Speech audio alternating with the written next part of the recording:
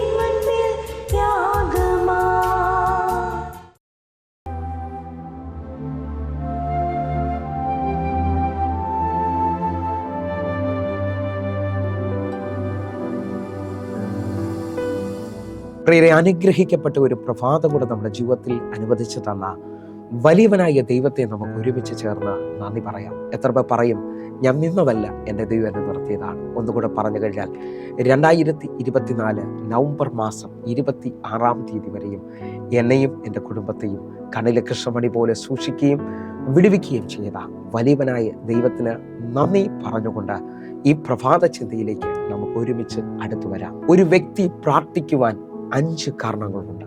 പ്രിയരെ, പ്രാരംഭവാക്യത്തിലേക്ക് വിശുദ്ധ ലൂക്കോസ് എഴുതിയ സുവിശേഷം 22-ാം അധ്യായം അതിൻ്റെ 40-ാമത്തെ വാക്യം. ആ സ്ഥലത്ത് എത്തിയപ്പോൾ അവൻ അവരോട്, നിങ്ങൾ പരീക്ഷയിൽ അകപ്പെടാതിരിപ്പാൻ പ്രാർത്ഥിപ്പിൻ എന്ന് പറഞ്ഞു. പ്രിയരെ, യേശു കർത്താവ് തൻ്റെ ശിഷ്യന്മാരുമായി ഒലിവുമലയിലേക്ക് ചെല്ലുകയാണ്.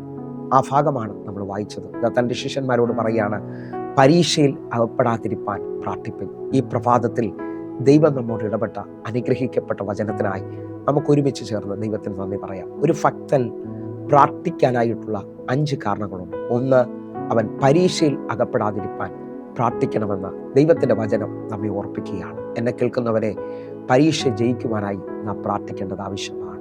ശത്രു നമ്മുടെ ജീവിതത്തിനകത്ത് വയ്ക്കുന്ന എല്ലാ എതിരുകളെയും ജയിക്കേണ്ടതിനായിട്ട് നിങ്ങൾ നോക്കിയേ, ലൂക്കോസിന്റെ സുവിശേഷത്തിനകത്ത് 6-ാം അധ്യായം അതിൻ്റെ 10 മുതലുള്ള വാക്യങ്ങളിൽ ഒരു മനുഷ്യന്റെ കൈയെ യേശു സൗഖ്യമാക്കുന്നത് കാണാം. ശവത്തിലാണ് ആ സൗഖ്യം കൊടുക്കുന്നത്. എന്നാൽ 11-12 വാക്യങ്ങൾ നമ്മൾ ശ്രദ്ധിക്കുകയാണ്. അവരോ ഭ്രാന്ത് നിറഞ്ഞവരായി യേശുവിനെ എന്തു ചെയ്യണമെന്ന് തമ്മിൽ ആലോചന കഴിച്ചു.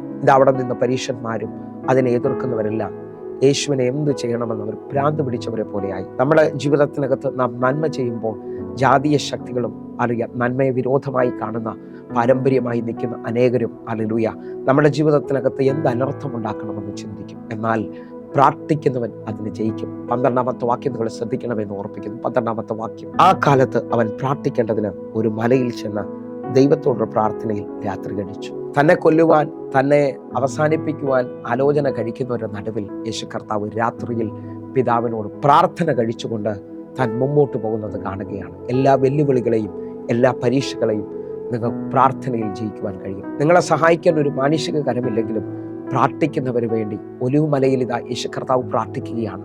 ആ പ്രാർത്ഥിക്കുമ്പോൾ മനുഷ്യൻ തന്നെ സഹായിക്കാനില്ല, പക്ഷെ ഒരു ദൂതൻ ഇറങ്ങി തന്നെ ബലപ്പെടുത്തുന്നത് കാണാം. ദൈവഹിതം പൂർത്തീകരിക്കേണ്ടതിനായിട്ട് സകല പരീക്ഷകളെയും ജയിക്കുവാനായിട്ട് യേശു കർത്താവ് പ്രാർത്ഥിക്കുന്നത് കാണാൻ കഴിയും. എന്നെ കേൾക്കുന്നവരെ, പ്രാർത്ഥനയിൽ ഉണരാൻ പറ്റുമെങ്കിൽ, പ്രാർത്ഥനയിൽ മുമ്പോട്ട് പോകാൻ പറ്റുമെങ്കിൽ പരീക്ഷയെ ജയിക്കുവാൻ കഴിയുമെന്ന് നമുക്ക് കാണാൻ കഴിയുന്നു. അതേപോലെ തന്നെ 2-ാമത്തെ വിഷയം, നമ്മുടെ സന്തോഷം പൂർണ്ണമാക്കുവാനായിട്ട് യോഹന്നാന്റെ സുവിശേഷം 16-ാം അധ്യായം അതിൻ്റെ 24-ാമത്തെ വാക്യം.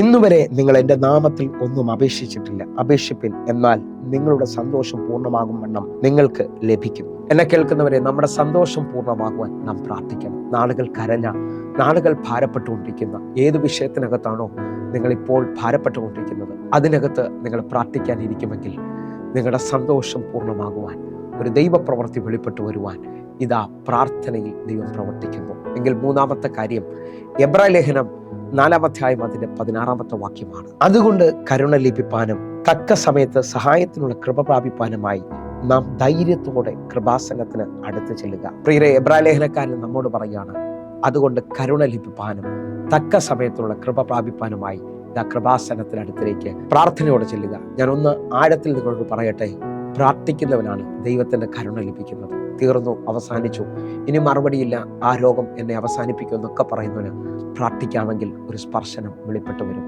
മനസ്സലിഞ്ഞ് കുഷ്ഠരോഗിയെ യേശു സ്പർശിച്ചതുപോലെ എൻ്റെ കർത്താവിൻ്റെ കരുണ ഇന്ന് അനേകരുടെ മേളിൽ പ്രാർത്ഥനയിൽ വെളിപ്പെട്ടു വരാൻ പോവുകയാണ്.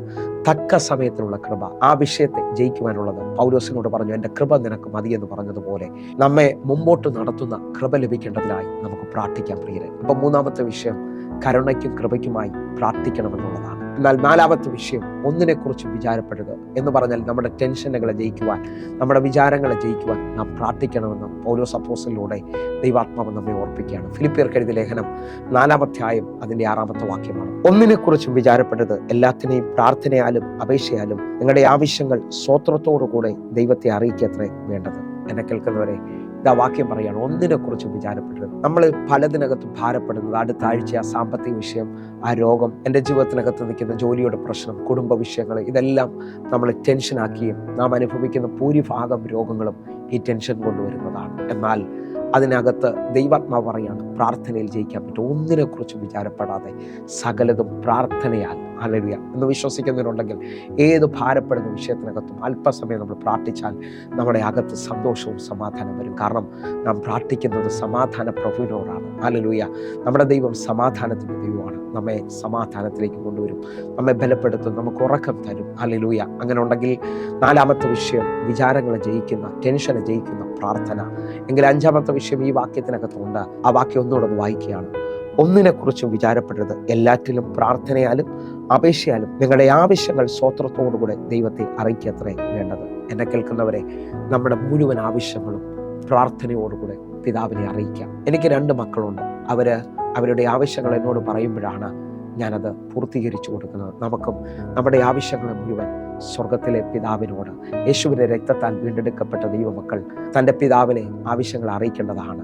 ഒന്നുകൂടെ പറഞ്ഞാൽ, യേശു കർത്താവ് പ്രാർത്ഥന പഠിപ്പിക്കുമ്പോൾ അന്നുള്ള ആഹാരം ഞങ്ങൾക്ക് തരണമെന്ന് പ്രാർത്ഥന പഠിപ്പിച്ചതായി കാണുന്നു. നമ്മുടെ ആവശ്യങ്ങളെ കർത്താവിൻ്റെ കരത്തിലേക്ക് ഏൽപ്പിക്കാം. 5 കാര്യങ്ങളാണ്. 1, പരീക്ഷയെ ജയിക്കുവാനായിട്ട്. 2, സന്തോഷം പൂർണ്ണമാകുവാൻ. 3, കരുണയും കൃപയും ലഭിപ്പാൻ. 4, ടെൻഷനെ ജയിക്കാൻ അല്ലെങ്കിൽ വിചാരങ്ങളെ ജയിക്കുവാനായിട്ട്. 5, നമ്മുടെ ആവശ്യങ്ങളെ മുഴുവൻ കർത്താവിനെ ഏൽപ്പിക്കുവാനായിട്ട്. ഈ പ്രഭാതത്തിൽ തീരുമാനത്തോടെ നമുക്കൊരു പ്രാർത്ഥന മനുഷ്യനായി തീരുവാൻ, നമുക്ക് ദൈവസന്നിധിയിൽ പ്രാർത്ഥനയോടെ മുമ്പോട്ട് പോകാൻ നമുക്ക് തീരുമാനിക്കാം. ഒന്ന് കണ്ണുകൾ അടയ്ക്കാം. ഞങ്ങളെ സ്നേഹിക്കുന്ന ഞങ്ങളുടെ നല്ല കർത്താവെ, പൂർണ്ണ ഹൃദയത്തോടെ ഞങ്ങൾ ഒരുമിച്ച് ചേർന്ന് പ്രാർത്ഥിക്കുന്നു. അത്ഭുതങ്ങളുടെ ദിവസമാകട്ടെ. ഇത് പ്രാർത്ഥനയുടെ ശക്തി ഓരോ മക്കളും അനുഭവിക്കട്ടെ. ഇവർ ജയിക്കട്ടെ അപ്പാ. ഇവർ സമാധാനവും സന്തോഷവും അനുഭവിക്കട്ടെ. കർത്താവിൻ്റെ കരം ഇവരെ കൂടെ ഇരിക്കുന്നതിനായി നന്ദി. യേശുവിൻ നാമത്തിൽ പ്രാർത്ഥിക്കുന്നു. കേൾക്കണം പിതാവേ. ആമേൻ, ആമേൻ. പ്രിയരെ, ഈ പ്രഭാത സന്ദേശം നിങ്ങൾക്ക് അനുഗ്രഹമാകുന്നുവെങ്കിൽ നമ്മുടെ യൂട്യൂബ് ചാനൽ സബ്സ്ക്രൈബ് ചെയ്യുകയും ഫേസ്ബുക്കിലേക്ക് നിങ്ങൾ ജോയിൻ ചെയ്യുകയും ചെയ്യണമെന്ന് ഓർപ്പിക്കുന്നു. ഒന്നുകൂടെ പറഞ്ഞു കഴിഞ്ഞാൽ, ഈ വാട്സാപ്പ് നമ്പറിൽ നിങ്ങൾക്ക് എന്നെ കോൺടാക്ട് ചെയ്യാൻ കഴിയും.